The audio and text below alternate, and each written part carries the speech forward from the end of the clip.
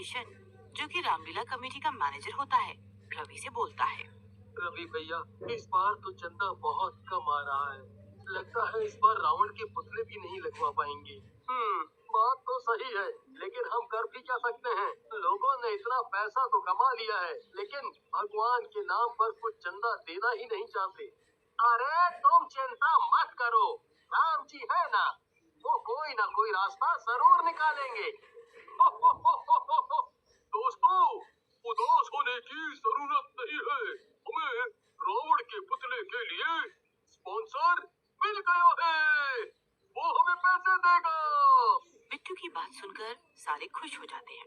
रामलीला के 8वें दिन रावण, कुंभकर्ण और मेघनाथ के पुतले मैदान में लग जाते हैं, लेकिन शायद गांव वालों की किस्मत खराब होती है। वहाँ से एक चुड़ैल निकलती है। वाह, कितने बड़े बड़े पुतले हैं, क्यों ना इन्हीं में कुछ दिन रह जाऊं? ऐसा कहकर चुड़ैल और उसके 2 शैतान तीनों पुतलों में समा जाते हैं। उनके पुतलों में घुसते ही पुतले जिंदा हो जाते हैं, उनकी आंखें असली की हो जाती हैं और वो बोलने लगते हैं। बड़ा ही मजा आ रहा है, लेकिन मुझे अब भूख लगी है। मैं क्या खाऊं?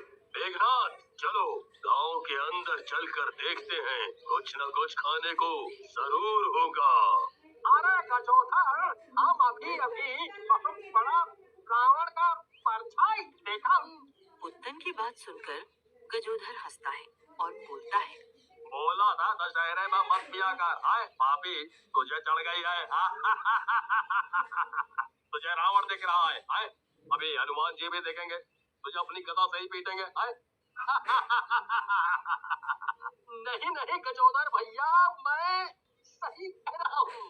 मैंने किसी पुतले को देखा है, मेरा तो सारा नशा ही उतर गया। लेकिन गजोधर उसकी बात नहीं मानता और हंसने लगता है। तभी वहाँ रावण, मेघनाथ, कुंभकर्ण के पुतले आ जाते हैं। उन पुतलों को देखकर गजोधर बोलता है। अरे फंस गया रे, ये मनोज पुत्तन सही कह रहा था, ये पुतले तो सचमुच जिंदा हो गए। अरे पुत्तन भाग जल्दी यहाँ से, नहीं तो हम गए आज। ऐसा कहकर पुत्तन और गजोधर भागने लगते हैं, लेकिन गजोधर की स्पीड कम होने के कारण तीनों पुतले उसे पकड़ लेते हैं और मार डालते हैं। उधर पुत्तन गिरते पड़ते गांव के अंदर पहुंच जाता है और जोर जोर से चिल्लाने लगता है। अरे गाँव वालों सुनो, बाहर आओ, देखो रावण के पुतले जिंदा हो गए, ये मुझे मार डालेंगे, अरे बाहर आओ। लेकिन पुत्तन की बात सुनकर कोई बाहर नहीं आता। एक गांव वाला बाहर जाने की कोशिश करता है तो उसकी पत्नी बोलती है। अजी, कहाँ जा रहे हो जी? इस शराबी पुत्तन की बात सुनकर घर में ही बैठो। लेकिन वो कह रहा है कि कोई पुतला उसकी जान ले लेगा। भला पुतले भी किसी की जान लेते हैं? अरे शराबी है, कहीं से सस्ती दारू मिली होगी, पी ली होगी। तुम सो जाओ, नहीं तो तुम झाड़ू से जरूर पिट जाओगे। उधर पुत्तन के सामने तीनों पुतले आ जाते हैं और बोलते हैं। कहाँ तक भागेगा? भला मौत से भी कोई भाग सका है?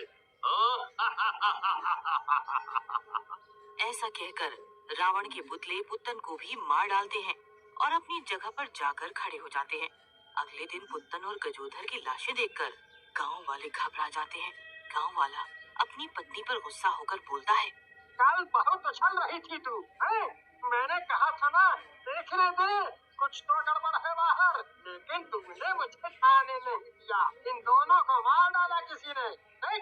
अरे, मुझे क्या पता था ये शराबी सच बोल रहा है। मुझे तो लगा इसने ज्यादा पी ली है और बहकी बहकी बातें कर रहा है। गांव वाले दोनों का अंतिम संस्कार कर देते हैं। रामलीला के मैदान पर पुतले आपस में बातें कर रहे होते हैं। तो कुंभकर्ण और मेघनाथ, कल मजा आया ना लोगों को मारकर? सही कहा भ्राताश्री, सही में मजा आया, मजा। मैं तो असली का कुंभकर्ण महसूस कर रहा हूँ अपने आप को।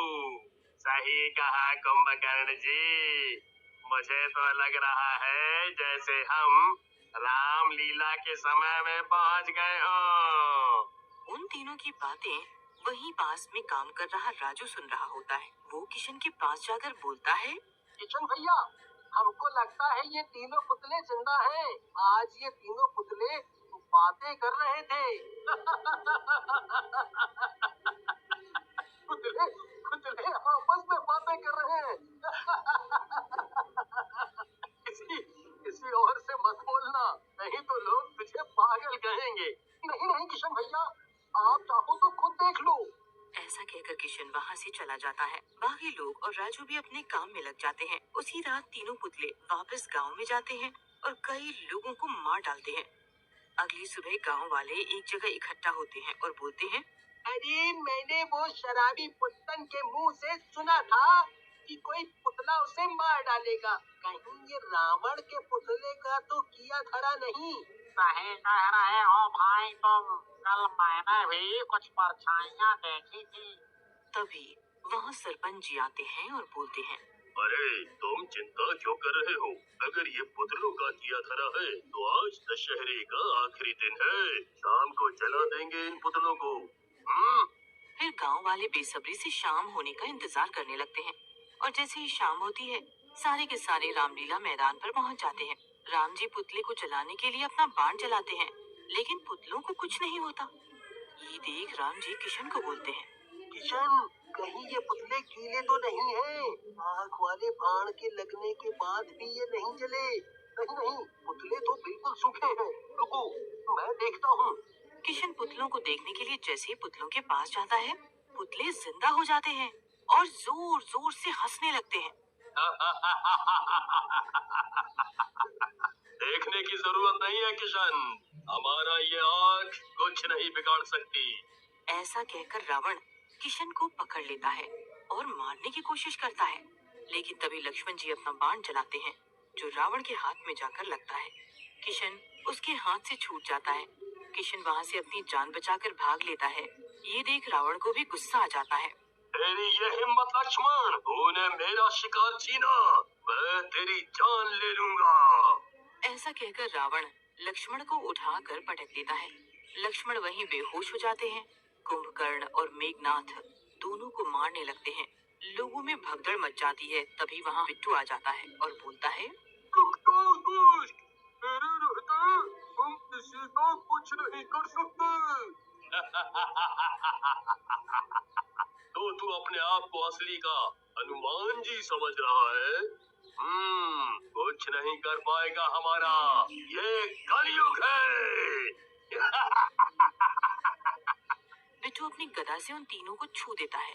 जैसे ही हनुमान जी की गदा उन तीनों पुतलों से टच होती है, वो शैतान और चुड़ैल पुतलों से बाहर आ जाती है और गुस्से में बोलती है, तूने मेरे जादू का चक्र तोड़ दिया, तुझे जिंदा नहीं छोड़ूंगी। लेकिन बिट्टू पर तो जैसे असली हनुमान जी का साया चढ़ जाता है।